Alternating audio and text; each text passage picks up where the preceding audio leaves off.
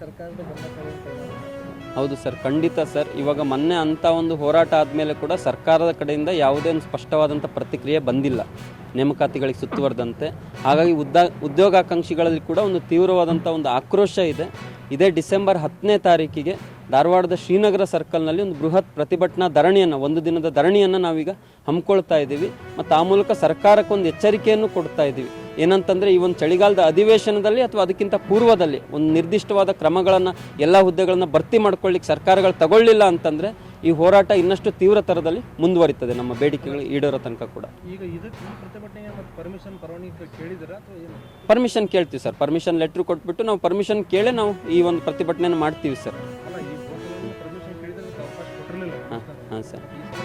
ಏನು? ಇದು ಸರ್, ಹೋರಾಟ ನಮ್ಮ ಮೂಲಭೂತ ಹಕ್ಕು. ನಮ್ಮ ಒಂದು ನ್ಯಾಯಯುತವಾದ ಬೇಡಿಕೆಗಳನ್ನು ಈಡೇರಿಸ್ಕೊಳ್ಳೋದಕ್ಕೆ ಈ ದೇಶದ ಪ್ರಜೆಯಾಗಿ ಪ್ರತಿಯೊಬ್ಬರಿಗೂ ಸಂಘಟನೆ ಮಾಡಿಕೊಂಡು ಹೋರಾಟ ಕಟ್ಟುವಂಥ ಒಂದು ಹಕ್ಕಿದೆ.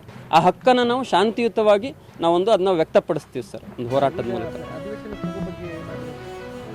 ಅಧಿವೇಶನದ ಒಂದು ಹಿನ್ನೆಲೆಯಲ್ಲೇ ಈ ಒಂದು ಧಾರವಾಡದಲ್ಲಿ ಬೃಹತ್ ಪ್ರತಿಭಟನೆಯನ್ನು ಹಮ್ಮಿಕೊಂಡಿರೋದು ಸರ್. ಭವಾನಿ